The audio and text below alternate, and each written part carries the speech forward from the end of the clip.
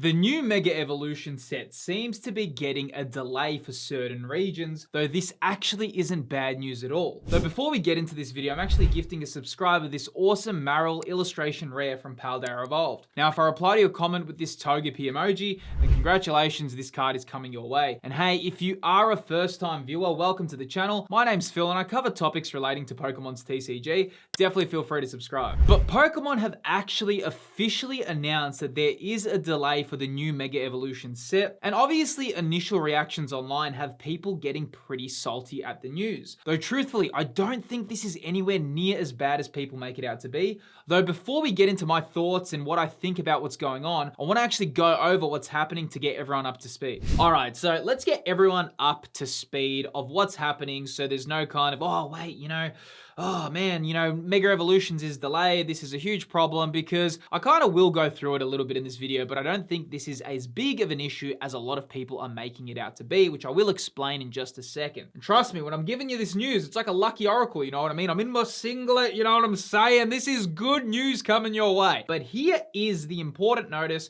from Pokemon's official website. So here it says, important notice about the upcoming Pokemon TCG, which is the Mega Evolution expansion. Due to challenges impacting product delivery dates, the release of the upcoming Pokemon trading card game, Mega Evolution expansion, will be slightly delayed in markets for Europe, the Middle East, and Africa. We apologize to our fans and understand that this news may be disappointing. And then they say that they're working hard with their logistics partner to ensure that they can get the product all available on October 10th. We'd like to thank our community for their continued support and patience. Okay, so some regions will be affected, others won't. So, it is such a small delay. So I've seen people, they went a bit up in arms about it online. Honestly, the delay is pretty small. And like I said, we are having an issue with how much product is not available for the current sets that a lot of collectors want to collect. Now, here's the thing. I suppose one key reason why this shouldn't be too much of an issue, and if you are worried about it, you probably shouldn't be worried that much, is because when we actually look at 2025 and we do a complete recap, I just want to kind of speed run this for you so you can see what's been happening. So 2025 begins, okay, and Prismatic Evolutions releases, and not one single person can get it at regular prices. Now, everyone here is paying at least 30 to 40% more than retail price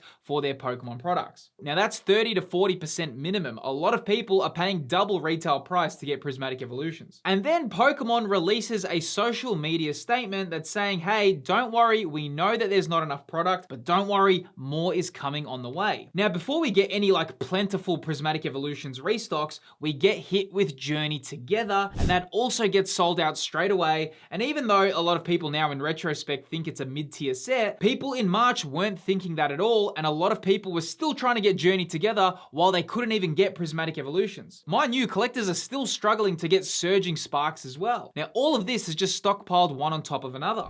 Now, here we get to May, and guess what? Product availability is still a huge issue, but we have Destined Rivals release, which is probably one of the coolest throwback sets of the generation. You got Team Rocket's Mewtwo, you got Team Rocket's Moltres, the Ho-Oh. It's literally an S-tier set, and people are now all scrambling to get Destined Rivals, and they still want Prismatic Evolutions. Now all people are just scrambling to get Destined Rivals. But here's the thing, we still haven't fixed the issue with Prismatic Evolutions. And before we can even catch our breaths, Black Bolt and White Flare also release, and now we have Mega Evolutions on the way, and it's like, whoa, something needs to stop. I mean, when does it end? How can anyone collect in the current climate? So these delays are probably some of the most refreshing news I've seen. I mean, I may be in a small camp here, but right now, I don't think we need new sets as much as we need to catch up on some older sets. I mean, I haven't even been able to let the food digest from Destined Rivals, and I'm being fed Black Bolt and White Flare, and my mind still wants to open those sets, and now I'm like, thinking, I need to get Mega Evolutions. Here's the thing when I'm thinking about the Pokemon trading card and the TCG, we've never really been in a position like we are right now when it comes to Pokemon cards, when it comes to collectibles, when it comes to everything around Pokemon. When I wanted to collect before, it was easy, dude. It was easy. If I wanted a set, I was able to get it. The only sets you weren't really able to get at retail price were sets that were very much out out of print from a long time ago. You know, it was never like this. So it's kind of making me feel like a discussion needs to be had with the community and collectors. Do we need all these new sets so quickly so much? Like when I'm looking at Black Bolt and White Flare and I'm looking at that whole illustration rare roster, I'm looking at all the special illustration rares, I still want to collect those in my collection. I really want some of those cards. I love a lot of the Gen 5 illustration rares. Like they're really good artworks, but right now I'm thinking, oh, I can't even get Black Bolt White Flare. I'm struggling to find that at kind of reasonable prices around here in Australia, let alone am I going to be ready for a Mega Evolution set where I know so many people are so hyped for. So it's like, part of me is feeling like I'd really love a lot of these cards in my collection. You know, I'd love to continue collecting, but at the same time, you know, I'm struggling a lot with the price of the hobby. And I know a lot of people are because, you know, when I bought, and I did pre-order some Mega Evolutions booster boxes, I pre-ordered 2. Now what's wild about this is, sure, I got some product for Mega Evolutions. I got my pre-order secure, okay? But I paid double the price to get that. Now that's just from a regular retail store because the cost of the hobby has risen so much. So when I'm seeing all these new sets, I feel like a lot of people are just getting priced out. And it's like, you really need to decide what you want to collect. And almost, I feel like if you're gonna be paying such big money, everyone just goes for the big sets like Destined Rivals or Prismatic Evolutions. A lot of people are gonna be focusing their efforts on those kind of sets because it's like, hey, if I'm gonna spend, you know, 200 US on a booster box, I may as well do it for a set that is gonna be very much in demand and set that has awesome special illustration rares that hopefully I can pull some awesome cards that it doesn't feel like such a huge waste of money, because we are really going through a challenging point right now. The big issue that everyone is facing right now is if they open product, it really feels like a waste of money if you don't pull something big. Now, usually that wasn't even much of a discussion point because it's like, you know what, if you buy a booster box, you know, booster boxes could be purchased for 100 USD, you know, that was like happening last year. So it's like, if you spent 100 US and you didn't pull anything and you enjoyed it, sure, it was like, that was a fun experience. But right now, it's getting harder to say, hey, I'm just gonna be opening packs for the enjoyment factor because, you know, there's so much money on the line when you open a pack, and that is a little bit of the heartbreaking thing with collecting at the moment. So I think these delays are good, and even though it isn't affecting everyone and these regions are affected, I think the fact that there is delays should be okay with a lot of people, because it's like, hey, I mean, with all my viewers watching right now, how many of you have been able to collect Prismatic Evolutions easily? You know, last year I was opening Twilight Masquerade. That was quite easy for me to get. I was able to get a bit of Surging Sparks. I was able to get a bit of Stellar Crown. I had no issues with Shrouded Fable. There was absolutely no issue me getting Obsidian Flames either. I was able to get all those products really easily. But this year, now when I'm looking at it, and when, you know, when I search a new Pokemon product or a new set, I'm looking at the prices and I'm like, wow,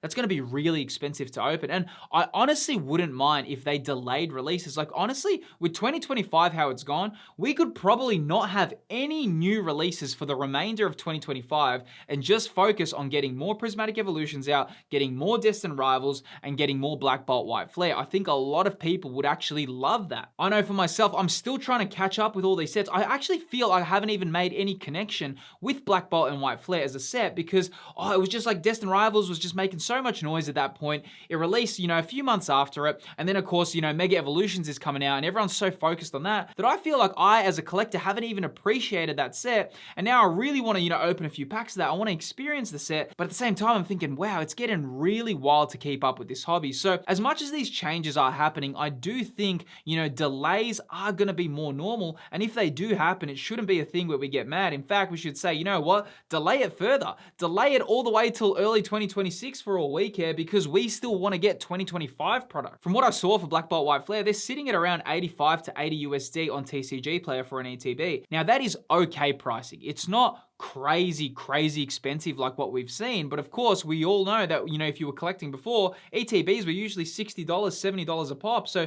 they're still a little bit more expensive than where a lot of collectors would like them to be. But of course, we kind of have to just accept what we have right now. It's kind of weird because you kind of feel like the Pokemon hobby would be calming down a little bit right now because we're in September, right? I think that the hype that happened, you know, all those months back, you know, early January of this year, that it would have kind of calmed down, but it actually hasn't. So, you know, the hobby is in a weird space. And, you know, I'd love to open more products, especially on the channel. In fact, the TCGs that I do open are stuff like Dragon Ball, right? Because I know that, hey, if I open Dragon Ball, I'm not actually paying such wild amounts to open the booster packs. And what's better yet, that a lot of the cards that I do pull, if I do pull, a very expensive card from a Dragon Ball set, that it is pretty much guaranteed that it's going to be a PSA 10. A lot of Dragon Ball cards have like an 80 to a 90% chance to get a PSA 10. And when I look at Pokemon and I look at the quality control, it's like, yeah, even if I do pull the monochromatic Zekrom, even if I do pull the red Victini, it's probably got a very small chance of coming back as a PSA 10. So, these kind of decisions and,